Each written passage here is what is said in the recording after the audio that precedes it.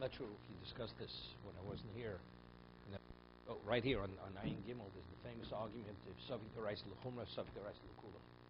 The Rambam, the argument, the Rambam and all the other Rishonim. The Rambam is a minority opinion that whenever you're in doubt regarding a question on the Torah level, do I deal with it leniently, do I deal with it stringently? The position of Rambam is Savi Derais is L'Kula. We're not speaking about something which is, if it's Chayve Koris, let's say the question of Shabbos, is it a Shabbos violation, not a violation? Even the Rambam agrees. Because what is the basis? The basis is from Loyov Mamzer Kalashem. Right? The Gemara quotes Psukim that it's only Mamzer Vada and not Mamzer Sofi. It's only persons a definite Mamzer, only that type of illegitimacy is not permitted to marry into Kalashem. But if it's a Sofik Mamzer is permitted on the Torah level. It's only rabbinically, a Sofik Mamzer is not permitted to marry into Kalashem. Right? That's the law. It's a lav. Lo yavam amas kal Hashem. It's a lav, Torah violation. But it's a lav. It's a lav. It's right. It's not Kori. So therefore, you could only draw from the source. We see from Mamzer that although it's a question of status, whether it's a lav or not a lav, Torah says you deal with it leniently. So Rambam draws from there that what? Savi Derais L'Kula. The other Rishonim, they argue.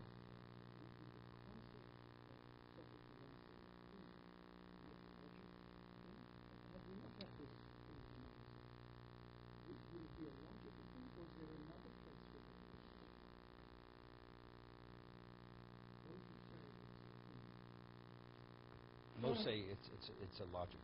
It's a svara. It's logic. Because the Torah says, we say, how do we know pikuach nefesh supersedes the Torah? It's a life-threatening situation. The Torah says, M'chai bohem, shall live by my Torah and not die. So it's a question of life and death, that supersedes it. What about if it's not life and death? No, let's say it's not life and death. The Torah says, Atem hadveikim Hashem Elokim chaim kulchem hayom. When you cleave to God, that's life. So let's say it's a question where, this is the Sefer Yereim. Sefer Yereim is the Rebbe Lesmine that's Rishon. He says, a person has a question if something is poisonous or not poisonous. Would you eat it? If it's life-threatening, you're not going to eat it. So, transgressing the Torah, even a questionable state, just as in the physical sense, if something's questioned whether it's poisonous or not poisonous, you're not going to eat it because of its physical detriment. So in spiritual, it's the same thing. Therefore, Savi Derais L'Chumra. Same, but okay. But the question is this the model to draw from Mamzer? Torah says as much as Mamzer is not permitted, it's a lav, but if it's a Sofik Mamzer, Torah permits it. So evidently we see that this is not the case, and that's the Rambam. Rambam uses this as the model. Savi Derais is L'Kula. But again, you can only draw from what? We say Aseh Dochelos Aseh. We say Aseh Dochelos Aseh. How do we know Aseh Dochelos Aseh? Because Torah juxtaposes the mitzvah of tzitzis to the lav of shatnez, right? Semer pishnim yachto. You're not permitted to wear combination wool and linen. The Torah says gdilim tasaloch. So what do I draw from that juxtaposition? That if there's a conflict between the aseh of tzitzis and the lav of shatnez, we say aseh dochelos aseh. But we don't aseh los aseh. But what is that? It's only when it's los aseh. But it's a lav sheish bokoris. Because what is Shabbos? It's an ordinary lav. But if it would be a lav sheish bokoris, then of course you're not going to say aseh los. Or let's say it would be a los aseh v'aseh. Let's say you have an aseh pitted against a los aseh. We don't say aseh los aseh v'aseh. Because again, you have to go back to what the model is. The model is an ordinary lav with an ordinary aseh. But if I have the lav is more than just ordinary, then the aseh does not supersede it. Same thing over here. If it's an ordinary lav such as mamzer, Savi Derais L'Kula. Something more serious than that has a greater liability, then we don't say Savi Derais L'Kula. We don't. If we don't.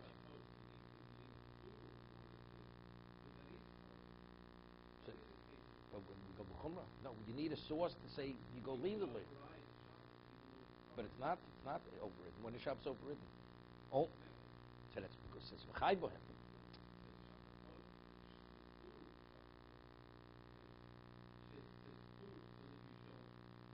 Okay. The Gemara says v'chai b'voshi almost behem.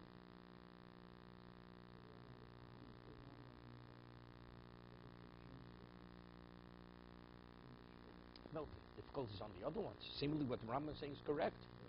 Right here we have a bona fide Isidor Raisa lav, And the Torah says clearly, only if it's definite. If it's not definite, we deal with it leniently.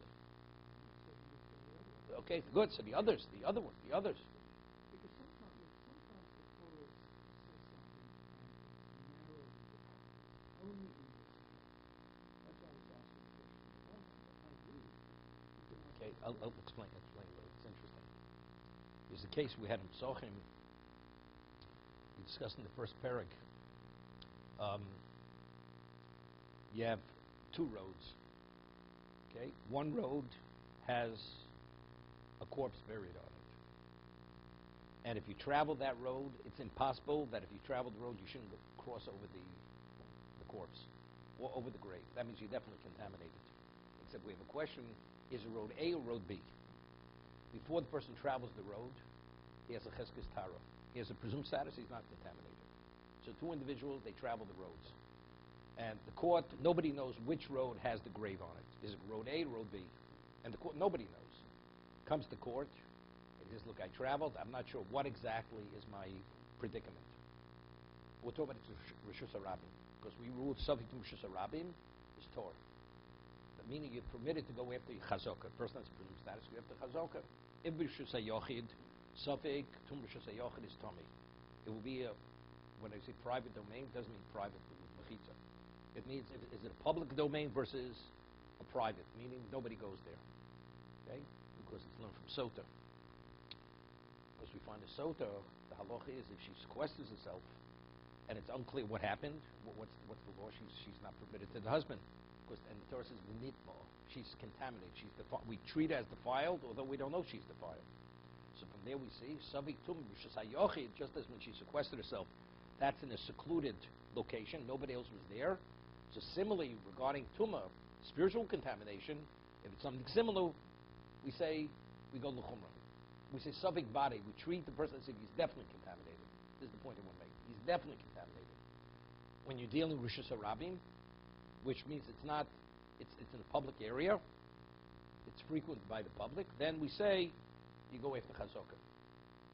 Savik to Rishus HaRabim is Torah. That's the halacha. Okay, now, person comes to court, says, I traveled road A, what is my spiritual status? They say, Torah.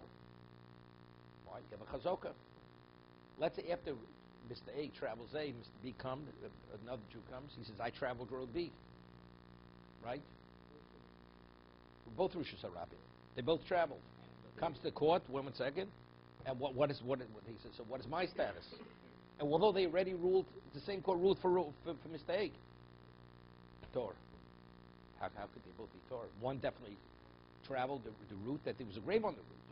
The answer is, since we don't know which one it was, what do we say? No, we say each one has a cheskes kashrus. Each one has cheskes tara, has presumed status as Torah, and therefore they're both Torah.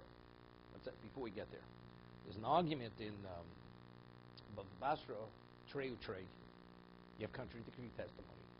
Two witnesses say Reuven borrowed money. Two witnesses say Reuven did not borrow the money. Reuven couldn't have borrowed; he was elsewhere. The borrower was elsewhere. If he couldn't borrow the money, one group is lying.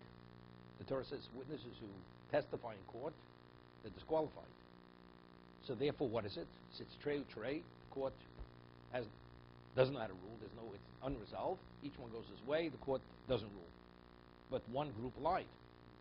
Now, regarding another situation, is each group qualified to testify in another situation?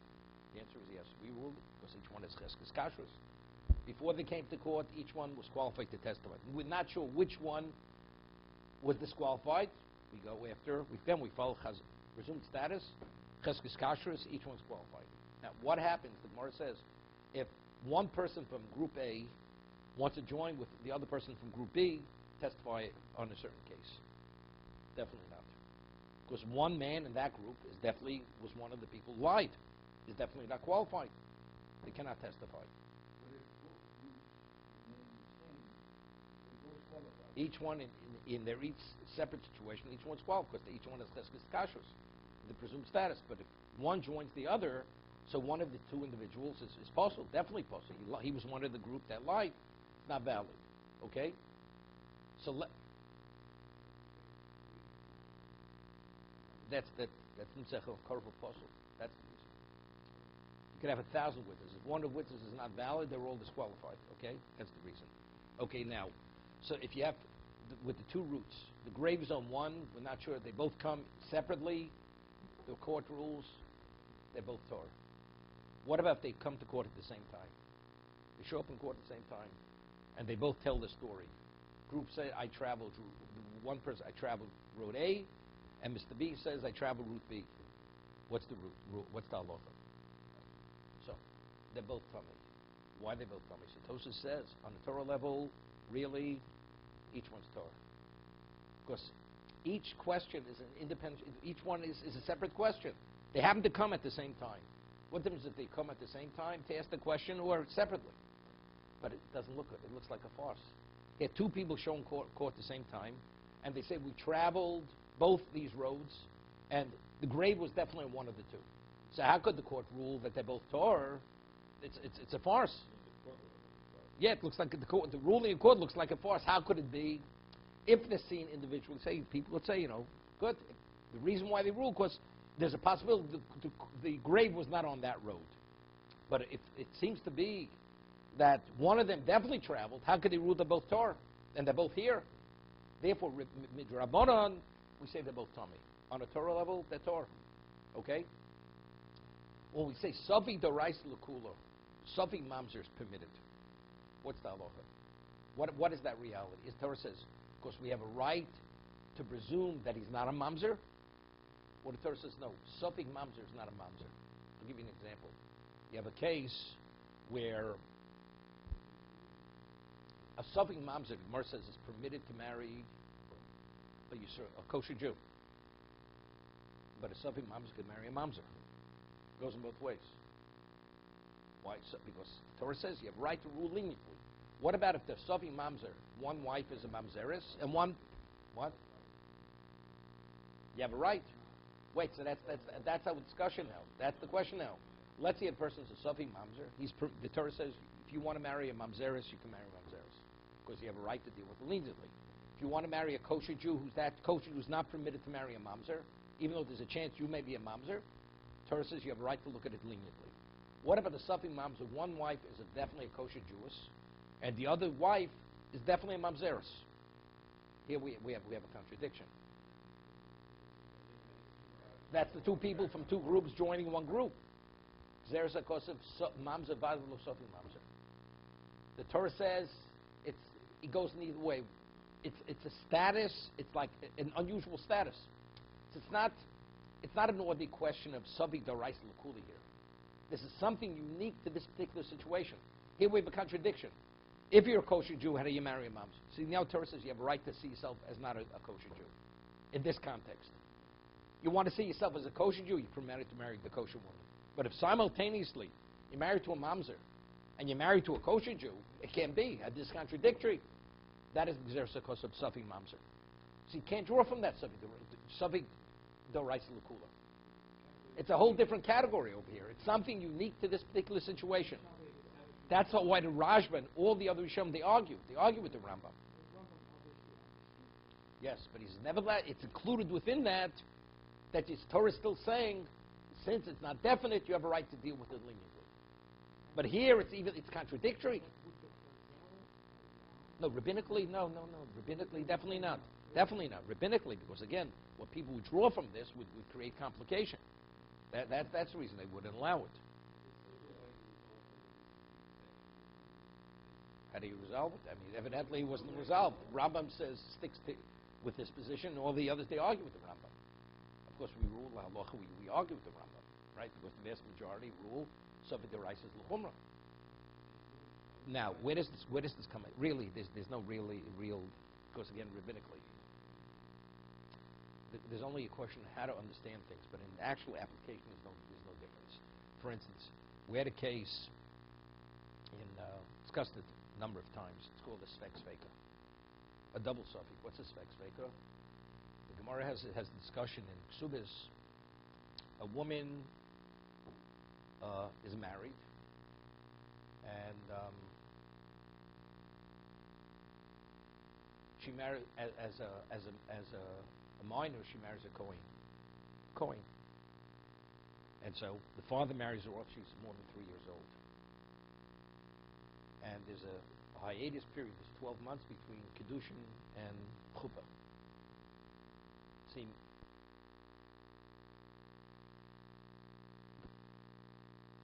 a virgin. She was a virgin. Consummates the marriage 12 months later. She turns out not to be a virgin. He says, Pesach Basuach Motzos. What's the halacha? The halacha is he has to divorce her. Because it's a single suffix. Because a woman who's married to her, even if she's defiled, even if she was raped, she's not permitted to her husband. Because she's a defiled woman, she's not permitted to the Kohen. What about if it was not an Ashes Kohen? Man marries off his daughter to an ordinary person. And let's say he marries off when she's a minor, and now she's an adult. Right? Let's say she's still a minor. Let's say she's still a minor. The question is, was she raped, or maybe she consented? So we say it doesn't make a difference. Because the consent of the minor is the equivalent of being raped. Because a minor, her consent means nothing. What about if she's an adult today? So we have a question. He marries a woman, and now she finds out she's not a virgin. Now we have a svek sveka. What's the subject? Maybe she already was not a virgin even before the kiddushin. Right? He married a woman. Maybe at times at the kiddushin she was a basula. She was a virgin. Maybe she wasn't a basula. And even if she was a basula, even if she was a virgin, maybe she was raped. That's a double suffix, right? Suffix. Let's say a woman is a married woman and she's raped. So there's no liability. She's permitted to husband. She's not an adulteress. An ordinary Jewish woman, right? He marries a woman. She's 20 years old. Now 12 months pass. Consummates marriage. She finds she's not a virgin. So we have questions to ask now. We're not talking about the amount of money he owes him for the ksuba. We're not talking about that. We're talking about, is she permitted to husband? Did she commit adultery? So we say, firstly, she may have not been a virgin when he married her. Right? She may have not been a virgin. And even if she was a virgin, and she lost her virginity after she was married, maybe the way she lost her virginity is because she was raped. And she was raped, she's not an adulteress. So that's a double suffix. Firstly, she may have not been a virgin. Even if she was a virgin, right, it may have not been consensual. She was raped. Therefore, she's permitted to the husband. Right? That's called a svek sveka. Be the same thing. Same thing. Yeah, but that's the same as saying she had relations before they were married. Same thing. Yes, same thing. That's svek sveka. Okay? It's a double. So what is the rationale of svek sveka? Factually, it's a suffix d'oraisa. Factually, I have a suffix. Did she commit adult? When did she lose her virginity? And how did she lose the virginity? Suffix d'oraisa l'chumra. So why did I say suffix d'oraisa l'chumra? Factually, in my mind, did she commit adultery? Did she not commit adultery? That's my question. Yet we say because it's a double suffix.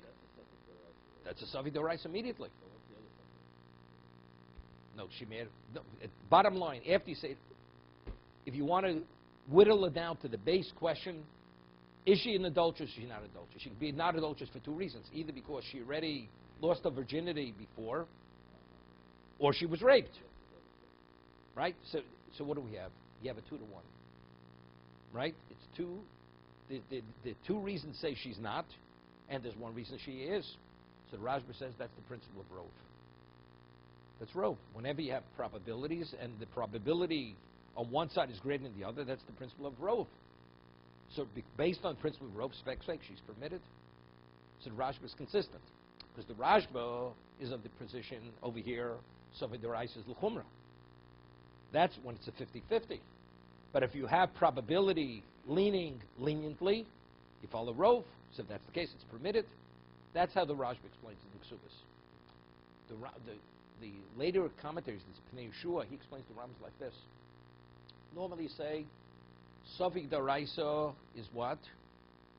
L'chumra, l'kula, midrabanan.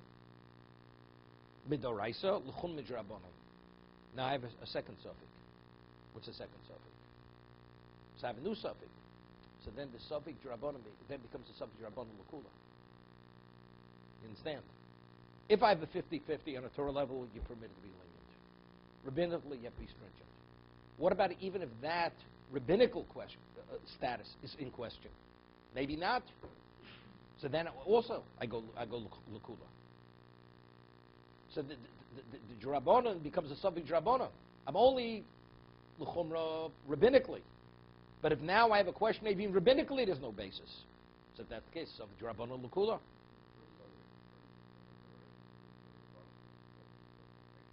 Savi Drabonon, therefore Savi Drabonon Lakula. That's how they explain the Rambam.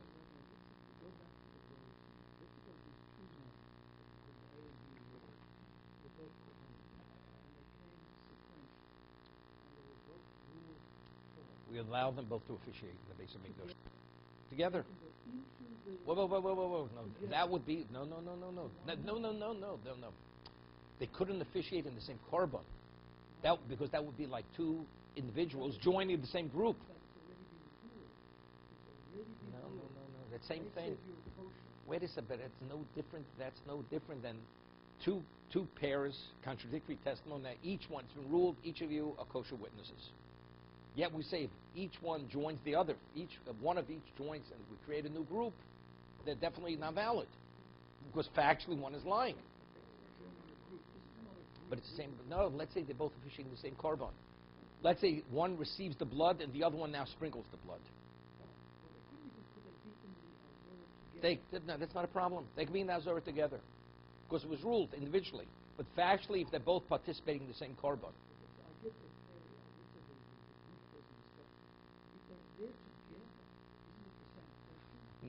No. But I look at each one individually. So what? So if they're standing. Each one is. I said, are you permitted to be there? He says definitely. Chazaka ruled. I'm Torah. Are you permitted? Definitely, I'm permitted to be here. Each one individually. See, if you're dealing with a corpse, I'll give you an example. There's machlokes of Shimicha in the Chachamim if the remains of a non-Jew contaminates in an oil. So let's say you'd have something similar. So a person being contaminated, he doesn't generate contumah that you can't stay under the same roof with him. Okay? So if you have such a situation and you'd be questioning of A or B, you'd say, if one of these, the remains, may be a Jew, so factually you're under the same roof. You understand? So therefore it's a problem. But here it's individualized. Are you permitted to be here? Each one is permitted to be there. One's predicament has no relevance to the other person's predicament. No, because then because one of them definitely is not qualified to officiate. So this korban actually was actually it's gray. It's a little gray over here. No, I just want to get back to what Javi says. See, when you say testimony, two people will have testimony. One of the two is you need two witnesses to testify. One of them is definitely not qualified. So you don't have witnesses. Here, each one, when he participates in the korban, Chazaka says, you're not contaminated. But factually, if you look at the total korban, two individuals participated in the same korban, which one was definitely tummy.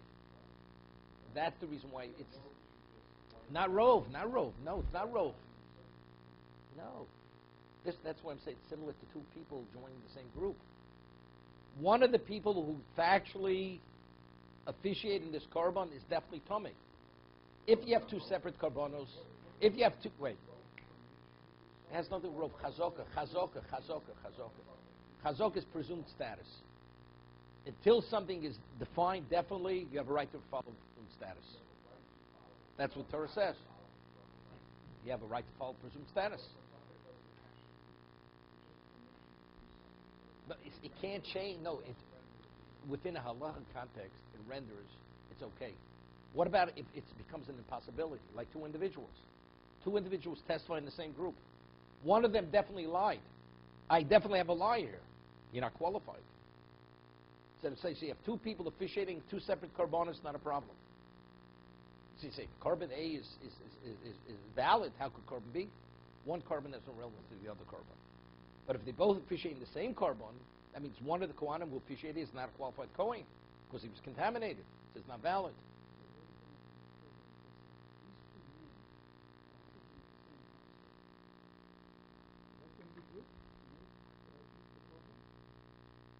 Yes. long as they didn't officiate. We're not talking about the Kohanim. Each one takes a piece of the Korban Pesach. Yeah, I know one of them for sure is doesn't make a difference. Doesn't make a difference. Doesn't make a difference. Doesn't make a difference. No. It's not what we touch the utensils. If the two of them touch the same utensil, let's say they both touch the same utensil, and now you want to use that utensil to be involved with the Korban Pesach, and it's a problem. Each one can eat individually. Are you permitted to eat Korban Pesach? The answer is yes. Is the second one. Each one individually is permitted to eat Korban Pesach. As long as they didn't touch the Korban Pesach. It's like touching a utensil.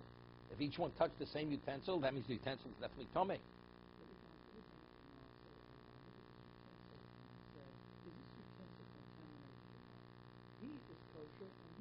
But they both touched it. I understand.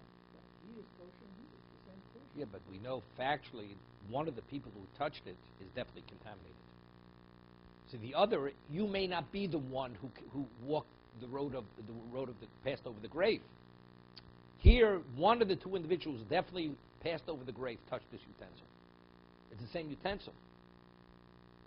But wouldn't it say the same thing?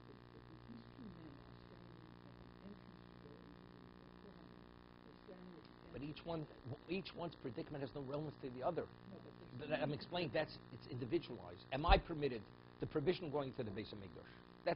You're not permitted. You're not permitted. There's Thursday. I am permitted. Coin B. Am I permitted? I'm permitted. So they both go into the Beis Hamikdash. Not a problem. Here, this utensil definitely was contaminated because one of the individuals passed over the grave definitely touched the utensil. Definitely somebody inside the grave Doesn't make a difference. Doesn't make a difference. Doesn't make a difference. In one situation, one person's predicament has no relevance to the other one.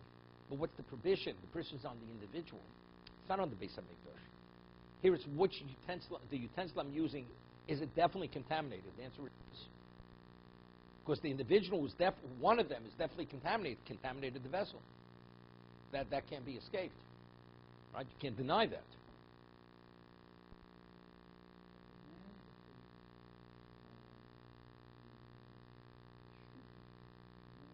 That's the Gzer Sakosov. That's why. That's the Gzer Sakosov. There you have this situation, like you have two people joining the same group, one definitely is a liar, lied. He bore false testimony. So there it's a problem. Here it's not a problem. That's the Gzer Sakosov. Mamzavad v'lo mamzasofi. He has this chameleon type of status. He can go in either direction, even though simultaneously it's contradictory.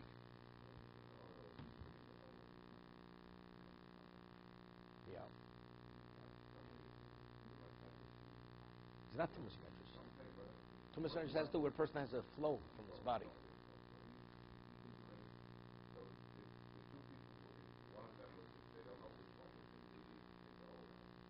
Same thing. It's like the person going over the grave. It's the exact same grave. It's the grave issue. Okay, we'll stop here.